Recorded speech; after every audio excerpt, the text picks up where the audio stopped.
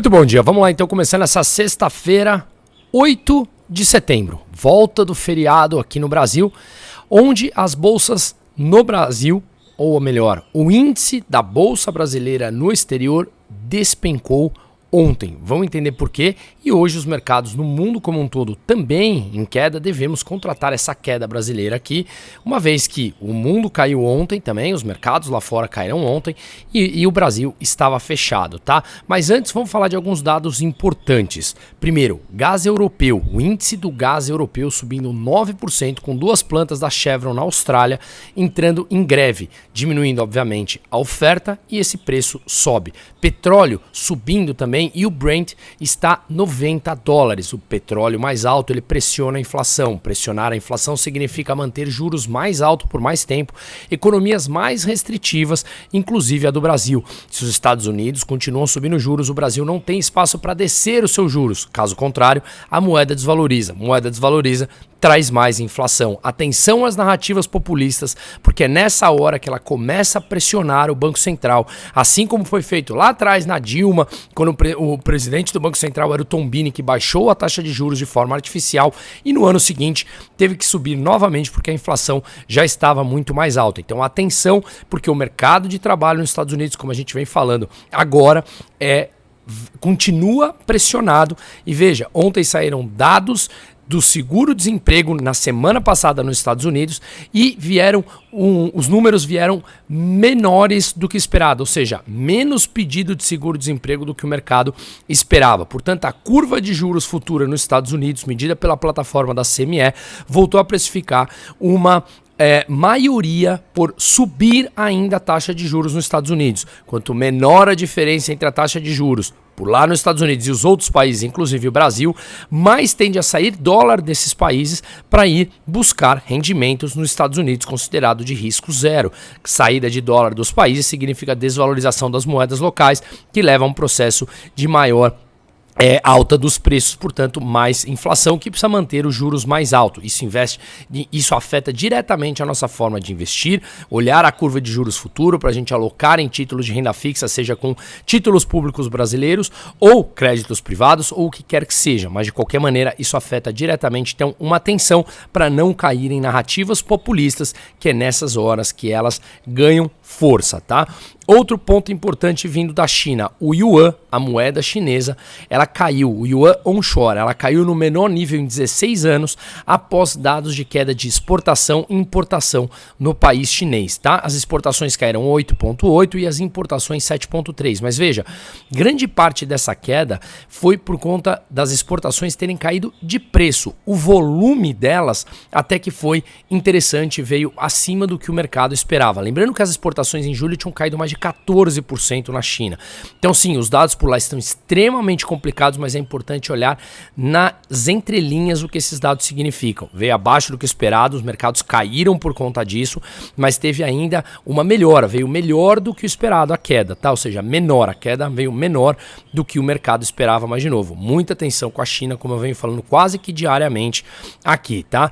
E veja, a China também ameaça proibir em empresas estatais e órgãos públicos o iPhone. Muitos deles já estão dizendo para os funcionários não levar os seus iPhones para lá. Lembrando que o iPhone, a Apple tem com a China como o maior mercado fora dos Estados Unidos e o maior polo de sua base de produção, tá? E aí aonde entra toda essa discussão? Lembrando que o Biden, o presidente americano, ele proibiu exportações de semicondutores e a Huawei, a chinesa, vem comemorando o lançamento de um novo celular em que parece que ele atingiu uma tecnologia em que os Estados Unidos têm medo que a China conseguisse atingir. Por quê? Pelo fato disso ajudá-lo em alguma forma militar ou até mesmo fazer frente à tecnologia americana. Vamos lá, vamos lembrar que essa semana a Apple lançará o iPhone 15 e ela pode ser ofuscada dentro da China pelo novo lançamento também da Huawei, que os Estados Unidos vinha tentando evitar que ele chegasse nessa tecnologia. A briga começa a ganhar força maior ainda. Então, vale uma atenção. E ela foi produzido, os semicondutores foram produzidos por uma empresa chinesa que também está na lista negra do governo americano. Então, cenas do próximo capítulo nessa semana deverá se intensificar ainda mais, tá? Indo um pouquinho para a Europa, no Fundo Soberano na Noruega, que é o maior fundo do mundo, 1,4 trilhão de dólares sob gestão. Vamos lembrar que o PIB brasileiro tem 1,8 trilhão de dólares, ou seja, só o Fundo Soberano da Noruega, criado nos anos 90 para fazer a gestão do capital de exportação de petróleo e de gás, né, que é uma soma importante da Noruega, tem 1,4 trilhão de dólares. E ele fechou a sua base em Xangai e colocou Singapura como hub na Ásia. Diz ele que é uma estratégia operacional, mas também pode fazer parte dessa estratégia do Ocidente de começar a isolar a China e fazer a desglobalização, como eu já vim falando em outros vídeos aqui, tá bom? Bom, na Alemanha, produção industrial recuou 0,8%. A Alemanha em situação complicada e as projeções já indicam que o PIB termine o ano em queda. Lembrando que eles estão há 2 trimestres com o PIB em queda, recessão técnica, tá? E o PIB na zona do euro, que cresceu 0,1%, levemente abaixo do que o mercado esperava, mas as ações, o Eurostock 600, o índice de ações na Europa já está caindo pelo 8º dia seguido, que é a maior sequência de quedas desde 2016, tá? PIB do Japão também abaixo do esperado no segundo tri, subiu 1,2% comparado ao primeiro trimestre e a previsão era de 1,5%, tá? Bom, falando do Brasil aqui, o EWZ, que é o índice da Bolsa Brasileira negociados em dólar lá fora, caiu quase 2%, tá? Basicamente, o que a gente viu foi Pequim, que anunciou mais supervisão regulatória no mercado de minério na China e ainda dados das exportações chinesas, como eu falei, e que impactam diretamente o Brasil, mas os Estados Unidos, em que deverão ou subir ou manter o nível restritivo de juros por mais longo tempo, como eu venho falando já há muito tempo, que não é simples eles levarem a inflação de volta à meta de 2%. Pois bem, então isso fez com que a Bolsa Brasileira caísse lá fora e hoje a gente deverá ter essa queda brasileira aqui, uma vez que o mercado brasileiro estava fechado, enquanto as outras bolsas ontem já seguiram os Estados Unidos e caíram, tá? Pois bem, hoje todas as outras bolsas continuam caindo, então é bem provável que o Brasil tenha uma queda também mais forte. Inclusive os bancos brasileiros caíram ontem pelo fato da gente ver, como eu fiz um post até explicando, em que os juros os juros foram do rotativo do cartão de crédito, o governo colocou um teto. E colocar teto em preço, a gente sabe que leva a escassez do produto leva a um preço mais alto. A gente continua preso naquela retórica, não atacando a causa, atacando a consequência.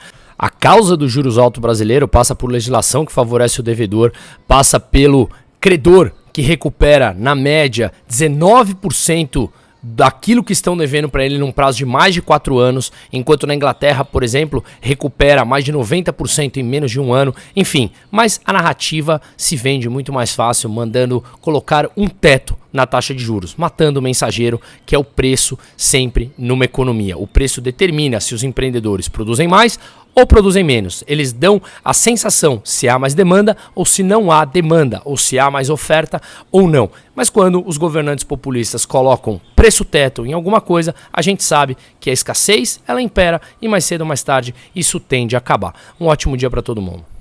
2 detalhes que eu esqueci de falar a respeito do feriado, que inclui diretamente a economia. O STF autorizou que terras produtivas fossem expropriadas caso elas não cumpram a função social. O que é função social? O que eles determinam. Terras produtivas podem ser expropriadas. Não tem qualquer país no mundo que, se não tiver respeito inalienável à propriedade privada, não tenha algum tipo de estabilidade de longo prazo. Acabou com a propriedade privada de forma inalienável, irrestrito respeito à propriedade privada, o país acaba com a sua estabilidade. Outro ponto, e aí um juiz ou um ministro disse que todos aqueles 6 bilhões de reais que foram devolvidos de pessoas que assumiram a corrupção, que não valeu de nada. O próximo passo, não duvide, caso a União tenha que devolver esse dinheiro para essas pessoas. E aí é mais rombo com dinheiro público.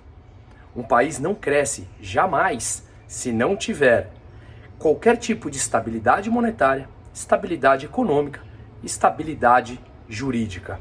Essa última, no Brasil, já foi.